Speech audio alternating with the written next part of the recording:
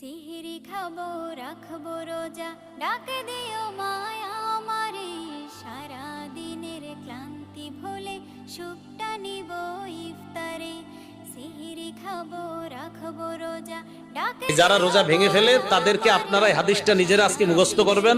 আর যারা ওই যে লাল কাপড় টাপড় লাগায় খায় এদের ইফতারে।